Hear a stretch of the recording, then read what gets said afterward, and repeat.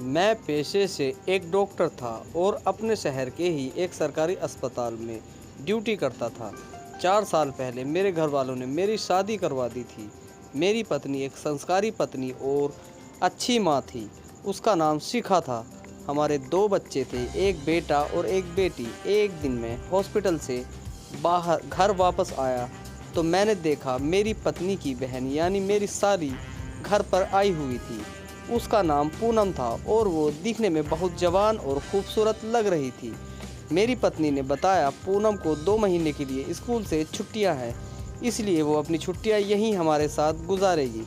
मैंने कहा अच्छी बात है और मैं अपने कमरे में चला गया। आज हॉस्पिटल में बहुत काम था, इसलिए मैं काफ़ी थका हुआ था, इसलिए बेड पर लेटते ही मुझे नींद आ गई। दूसरे दिन सवेरे पूनम मेरे लिए चाय लेकर आई। मैं अभी नींद में था जब वो मेरे पास आई तो मुझे लगा यह मेरी पत्नी शिखा है। मैंने उसे पकड़कर अपने पास खींच लिया और उसके होठों को चूमने लगा। वो भी मेरा साथ देने लगी। फिर जैसे ही मैंने आंखें खोलकर देखा तो यह पूनम थी। मैं तुरंत पीछे हटा और माफ़ी मांगी। उसे चूमने से मेरे पूरे शरीर में तो बिजली सी दौड़ गई थी। फिर दूसरे दिन मैं हॉस्पिटल से थोड़ा जल्दी फ्री हो गया, इसलिए घर वापस आ गया। उस वक्त मेरी पत्नी बच्चों को स्कूल से वापस लेने गई हुई थी। मुझे लगा शायद पूनम भी उसी के साथ गई हुई है। मैं अपने कमरे में आया और अपने कपड़े खोलकर सीधा वॉशरूम में चला गया। जैसे ही मैंने वॉशरूम का दरवाज़ा खोला तो पूनम बिना कपड़ों के पूरी तरह से नंगी होकर मेरे सामने खड़ी थी। उसे देखते ही मेरी तो जैसे सांसें ही रुक गई। उसके शरीर का हर एक अंग पानी से भीगा हुआ था। उसने मेरी तरफ देखा और हंसने लगी।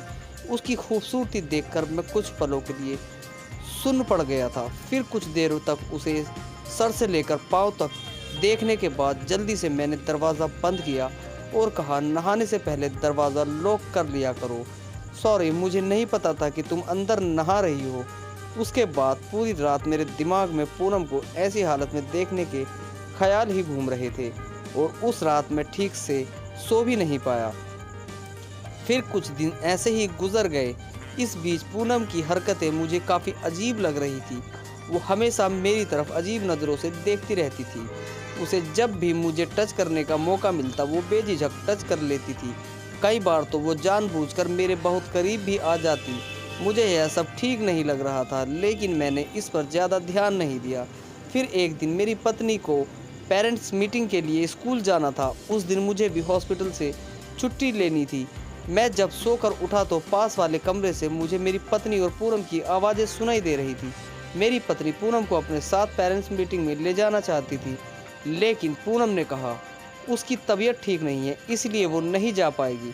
तब कुछ देर के बाद मेरी पत्नी बच्चों के साथ स्कूल के लिए निकल गई। मैं और पूनम दोनों घर पर अकेले थे।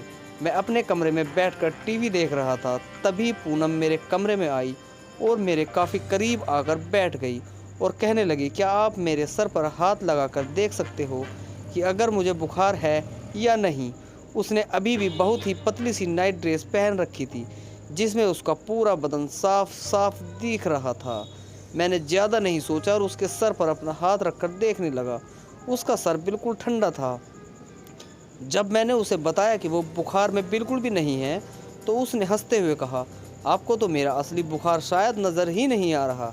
मैं उसकी बात समझ पाता उससे पहले ही उसने मेरे होठों से होठ मिला दिए। एक पल के लिए तो मैं जम सा गया।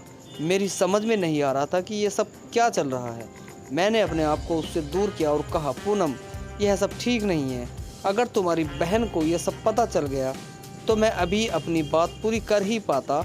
उससे पहले ही उसने अपनी नाइट ड्रेस को अपने कांधों से पकड़कर नीचे की तरफ खींच दिया तो मैं जैसे ही सदमे में चला गया।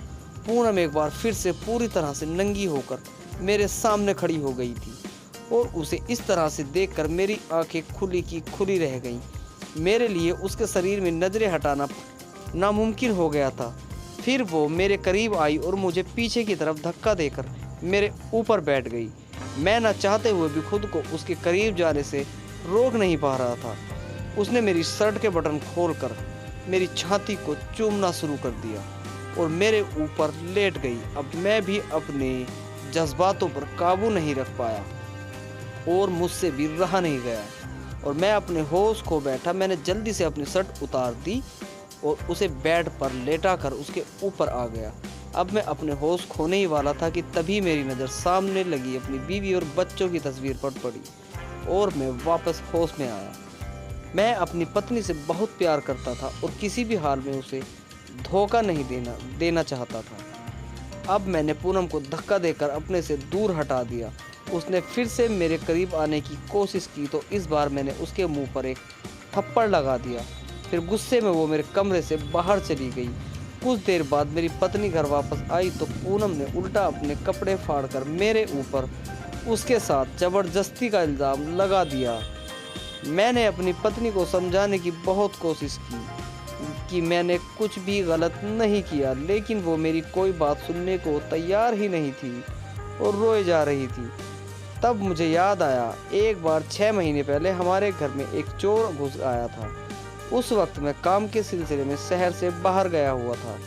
तब वो मेरी पत्नी ने पूरे घर में हिडन कैमरे लगवा दिए थे। मैंने अपनी पत्नी को कैमरे की फुटेज चेक करने के लिए कहा।